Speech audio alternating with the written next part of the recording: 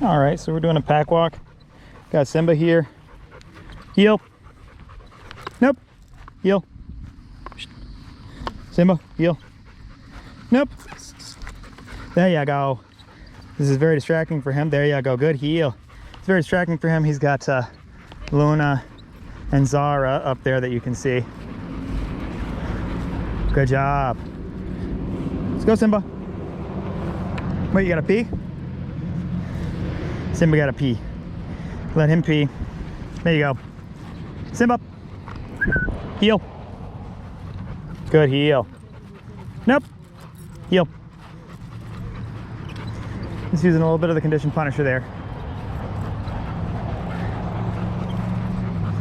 Good job. Simba. Good. Let's go. Heel. Simba. Nope. Good. Heel. Heel. Good heel. Heel. Nope. Good heel. And his heel is very good in low distraction. We're just doing it all in high distraction at the moment. Good job, because he really wants to go play with those two dogs. You can hopefully see them up there. Got Zara here. You can see she's doing some fun obedience. You can see Luna back there. She's doing some fun obedience. Nope, not you. You didn't break. He's actually, I saw him like vibrate there a little bit because he wants to play so bad. Good boy. Heel. Nope. Heel. Heel. Good job, Simba. Gonna give Zara a little distraction here. Good. Good. Simba. Here. Here. Nope. Here. Yes. Good. Simba, sit. Nope. Here, buddy. Good. Yes. Good. Stay.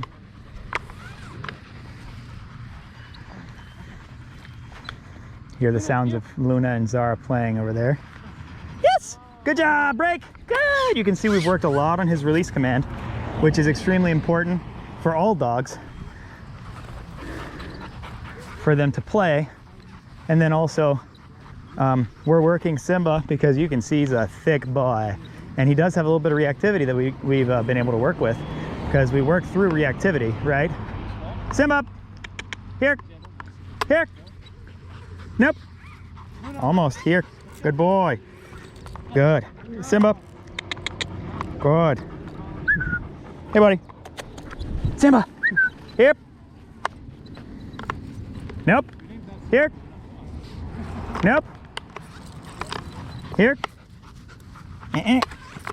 Simba. Here. Good. Yes. Good job, dude. Here you go. Ooh, that's tasty. So we do train with treats sometimes. We also train, as you can see in a lot of our videos, and we train Simba the same way, and we also train Luna this way, and Zara. We train all of them in obedience, but we also train them all through play with the obedience. Good job. Nope. Hi, Zara. Nope. And see, that's why it's important that we work all the dogs together, because we get an opportunity to correct those kinds of things. Simba, heel. Simba. Sit. Sit. Sit. Nope. Sit. Yes. Good boy. Again, this is something about, good job. Ooh. When you're working the heel, we also work an auto sit. So we train them to sit automatically when you stop when they're in a heel. Let's go. Break. And then once I've said break, good job, break, good. He should be allowed to go wherever he wants. Good job. And I should encourage him to do so because I want him to be able to break and release into some play. Simba. Oof. You want that? Oh, I'm gonna get it before you. Oh, I'm gonna get it before you. Oh, oh, He don't care about anything other than those dogs. Simba, ooh, he don't care about my ball right now. And so one thing to remember is that when it comes to rewards, Simba, here. Yes. You can see I stimulated him a little bit there with the e-collar. Sit. Sit. Yes, good boy. But in reality, it's not just like a stimulation where I'm like stimulating him to do something. It's also a negative reinforcement there, because he didn't respond to the recall command right away. But he did do much better this time, staying in the heel. Simba, heel. Yep. Which one thing that we work, as you can see, like with Zara and then also with Simba, is we start training them that one, when we're walking in the heel, that we do an auto sit when we stop. And then we're training them that when we ask them to, you know, come with us anywhere, when we first go walking, we want them to default mostly to a heel, right? So if they default into the heel, that's awesome. So they're kind of default there, and then they're auto sitting. And then we can release them when the context is appropriate. So we can tell them break, and then they'll go running out. So that's why you'll see a lot of the time, especially because we're in a board and train, we're doing a lot of work in heel. But then when the dog goes home, we're also telling you in a lot of the videos that you should be giving the dog lots of leash, right? So even if they have a default in a heel, they should have the mindset that as soon as you say break, they can go take off running and go have a lot of fun. So it's those different windows that you want your dog to have. Good job. Good boy. And you can see that even though he's very interested in Zara there, he stayed focused on me and came to me when I squatted down and asked him to come. And you can see there Zara, we've been practicing the heel with her, and she's doing really, really well with the heel. Same thing with Luna. We're starting to practice heel with Luna, and she's doing well. And then we can release them. So you can see Simba's defaulting here to a heel, and then I can tell him break, good, and he's allowed to stay over there or walk wherever he'd like to go, right? So he doesn't have to stay in the heel the whole time. Good job. Simba, heel. Good boy. So we're doing some nice heel work here. Good job, heel. Except for Luna. You can see she's having a good old time right now. Good girly. Nope, Simba, heel. Good job. Up. Simba, sit. Sit. Good, sit. Nope. Yes, good boy. He might be getting a little bit hot right now, a little bit tired. You can see in a lot of our videos. Good job. It is July in North Carolina right now, for context. If you ever watch this video a year or 2 or 3 years in the future, however unlikely that might be that somebody would be watching this, if you're watching this now and it's several years in the future, please remember that it is July in North Carolina. It's in the 90s, so this is going to happen where the dogs are a little bit hot. Simba, heel. Nope, heel. Good. And that's another good thing that you can do with your dog when you're trying to train them to heel at home, or when you're maintaining the heel, is if they seem like they're a little bit confused. One, you'll see that I'm using the leash here, right? So I'm either popping back, popping forward, right? So I'm trying to keep them in that spot by using the leash, heel. And then when I go around the curve, I will say the word heel. Good boy. Good job, man. Yes. And they start to get the expectation that when I say heel, good, they should be in the heel position. Now, you'll notice, good job, that that's very different from what you'll see a lot of trainers do when they ask their dog to heel. Heel. Good job.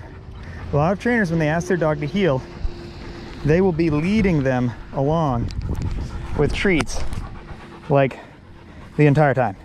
right? If you lead your dog around with treats the entire time, and you're just luring them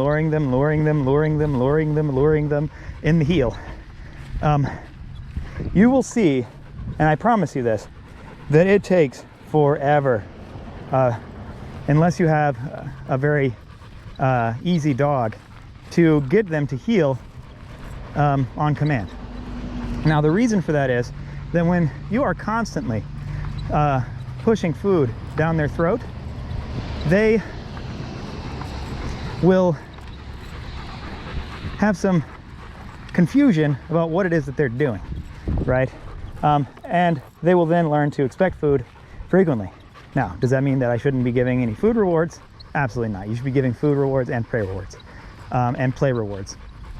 But you need to choose an appropriate context for such things. You can see a lot of times if I lure into a sit, right, I'll do that. Similarly, like the fastest way to train a dog to do a good down stay is through play, if you can, and by trial and error. If you spend 10 minutes, heel. If you spend 10 minutes, heel, asking your dog to down, and little by little getting him to figure it out because he wants to, say, use a toy and play with a toy, then you will get further in 1 or 2 repetitions. Because if you get him to do 1 repetition of his own accord, right, then you have made it further than trying to lure him 25 times, right? So endless repetitions with food is not the way. Good, and then I can release him. Simba, here. Nope. Here. Recall him. Simba, sit. Nope. Simba, sit. Nope. Nope. Yes. Nope. Come on. Sit. Yes, good boy. Another thing that you can do, good job, is if you've already seen that they're willing to go into a down, like right there I asked him to sit but he actually downed, well then you can free shape, right? So now that he's sat, but I see that he's willing to go into a down because he kind of wants to right now, I can ask him to go into a down and mark it. Simba. Simba. Down. Hey. Hey. Simba. Hey. Nope. Nope. Down. Yep. That's good. Simba. See if you guys can see him. I don't know. Yep, that angle is pretty good. This is when I wish I had a camera person. Simba. Good. Down. Down. Yes! Good boy, right? See, that's a nice rep. Good job. Good job. Break. Yes! Good job, dude. Right, so those are some things that Simba's been doing, and he's doing really well in his training. Simba! Here. Yes! Good here. Good job. So that's a nice recall. But look forward to a bunch more training sessions with him that we're going to record in the future. And same thing with Luna and with Zara. So very good.